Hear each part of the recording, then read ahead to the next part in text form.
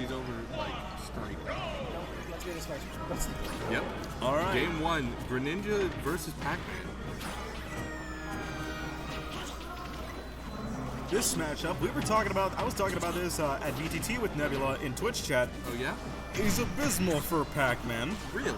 Because Greninja can completely close the gap between the projectiles and PacMan thanks to his absurd speed, has the ability to combo PacMan to death because he's so light, and B nullifies PacMan's side B completely. Ooh, apple. Nice bounce.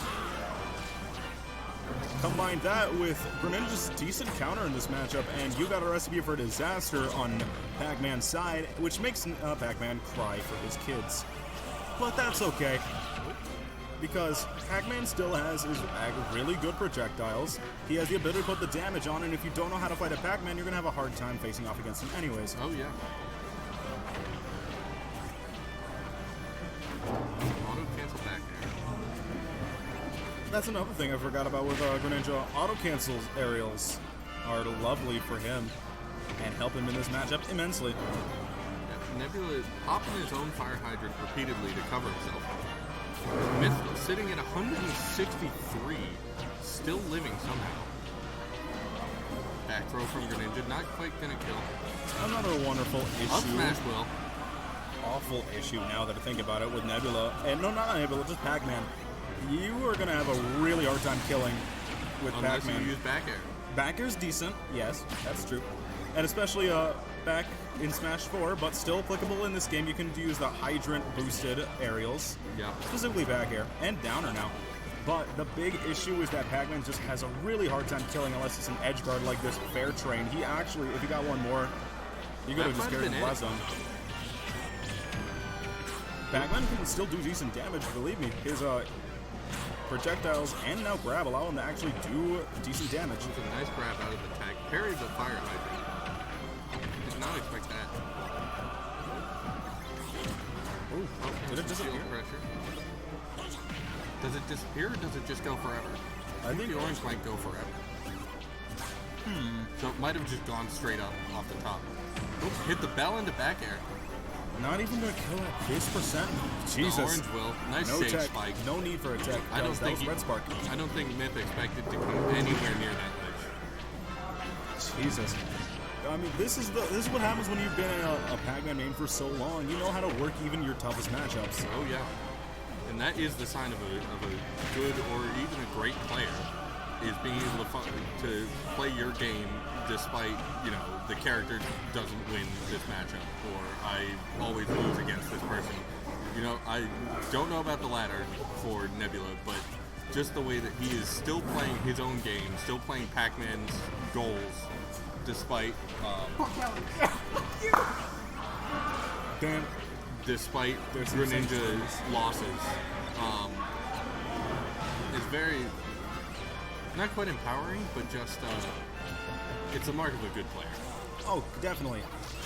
Lord knows I need that. See what I mean? Absolutely invalidated. Ooh, toss that fire hydrant.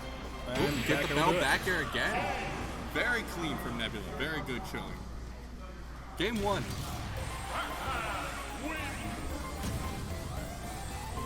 I got it, don't worry. I already got it. You didn't do square. Scrub.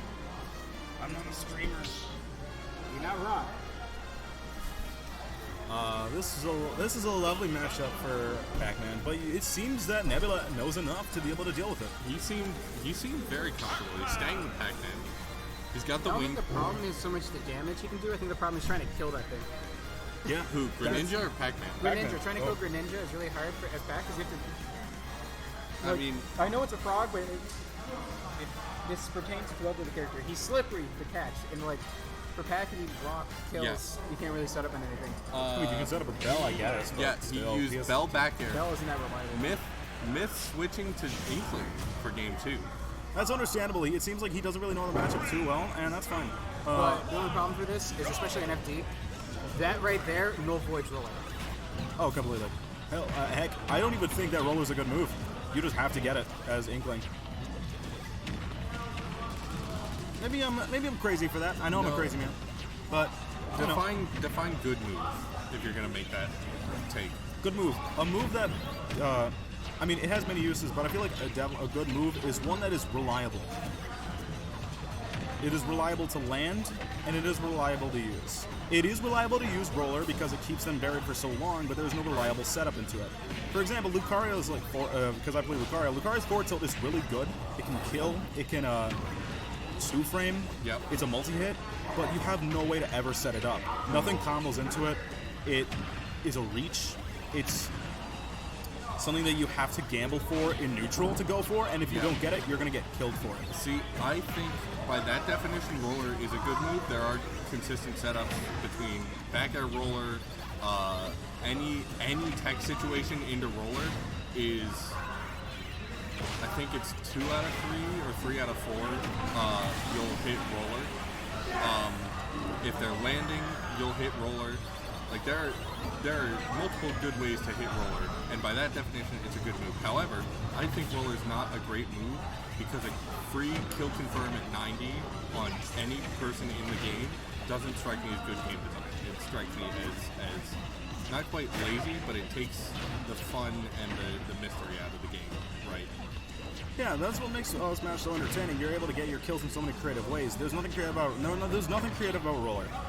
You have some creative setups like the first hit of up air into Roller sometimes, but nothing too creative. Right. So, You know who is creative? PacMan. I can see it. Speaking of PacMan, losing his stock finally at 150% or so.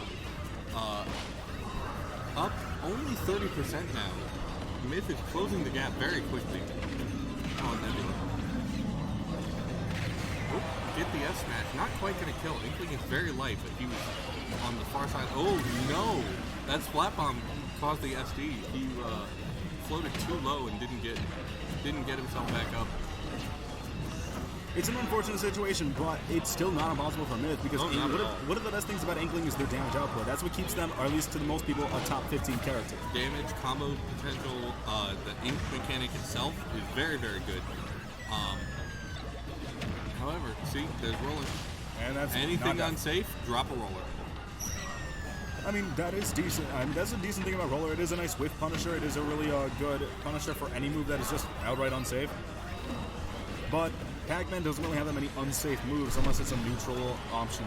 Because you're a zoner, as PacMan, you're really not going to be going for many risky moves. Right. That's what's wonderful about Nebula as a player in general. Even at this high percent, he's still able to keep his cool and instead stick to his game plan, and that's completely body into Hydrant. That's a very dead PacMan right there. That's the curse of PacMan. His tools can just so used against him often. You can just use the Hydrant against him. The cherries. Didn't get anything off of them. 86% on Myth. Nebula is 16.